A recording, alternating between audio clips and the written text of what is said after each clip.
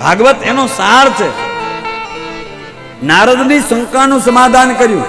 નારદજી કે તો ભાગવતની કથા કરીએ, હાલો આપે ઉપાય બતાવ્યો છે, તો મારે કોઈ બીજા વક્તા ગોતવા, મારે બીજા વક્તા શોધવા જવા, એના કરતા તમે વક્તા બનો ને હું શ્રોતા બનું.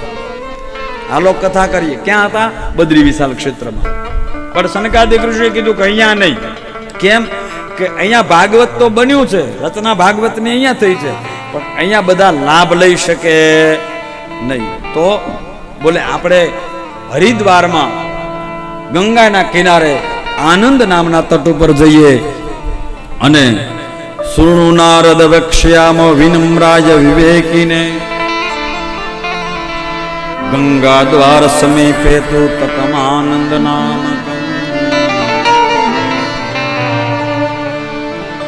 ગંગા દ્વાર સમીપે તુ તતમાનંદ નામ.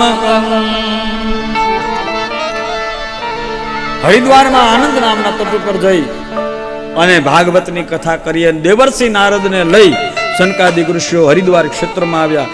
નારદને મુખ્ય શ્રોતા, મુખ્ય યજમાન તરીકે નારદ છે, મુખ્ય શ્રોતા નારદ છે. અને સનકાદિક ઋષિએ કથા શરૂ કરી ભાઈ.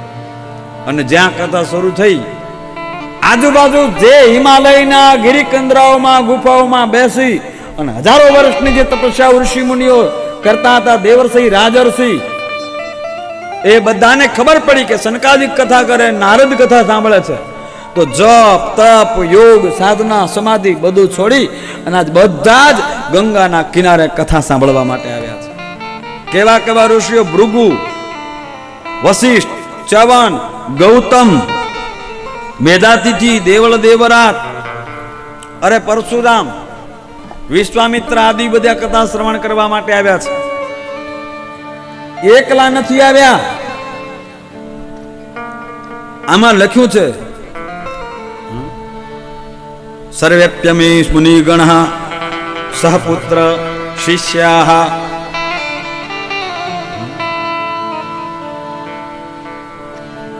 શિષ્યોને લઈને, પોતાના પુત્રોને લઈને કથાને સાંભળવા માટે આવ્યા છે.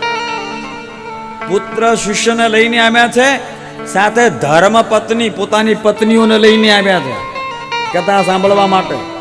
કેમ કે આત્મકલ્યાણ તો કેને નથી કરવું ભાઈ? આત્મકલ્યાણ તો ભાઈને કરવું છે ને બાઈને કરવાનું છે.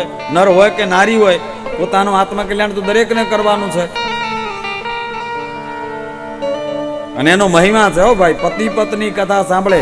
આપણે તો શાસ્ત્રોમાં કહેવત છે કે નર નારીના એક મતા તો સ્વર્ગપુરમાં થાય સત.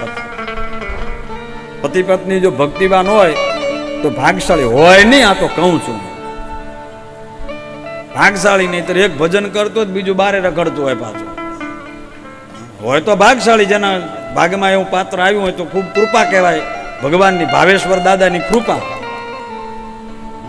હોય નહીં લગભગ. પણ જો મળી જાય એવું સુપાત્ર તો ભાગશાળી. પણ હું એક વિનંતી કરું, પત્નીઓ એકલી આવી હોય આજે, કાલે કહેજો તો ખરી કથામાં આવજો એવું. અને તમે એકલા આવ્યા હો તો તમે કાલે પ્રયત્ન કરજો કે હાલો દેવી કથા સાંભળવા માટે.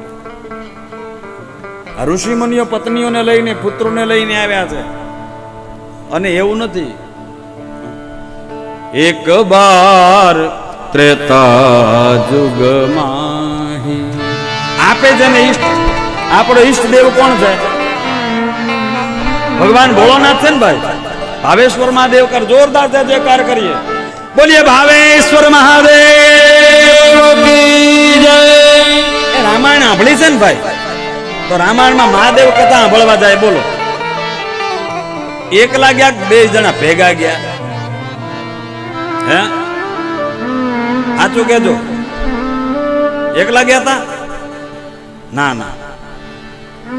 સંગ સતી જગજનની ભવાની પૂજે ઋષિ અખિલેશ્વર જાની.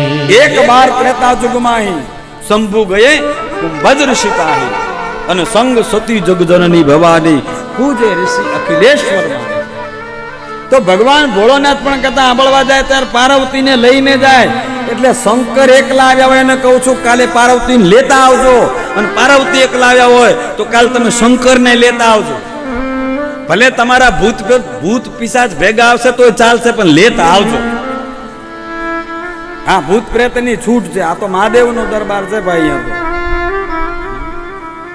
અને મહાદેવ અહીંયા એ હોય હકણા રહે કે ન રહે, પણ લેતા આવજો. અહીંયાથી છૂટ આપો, લેતા આવજો ભેગા, બરોબર ને? મહિમા છે ભાઈ, હું નથી કહેતો. ભાગવત કહે છે ઋષિ મુનિઓ પોતાની પત્નીઓને, પુત્રોને, શિષ્યોને લઈને આવ્યા છે.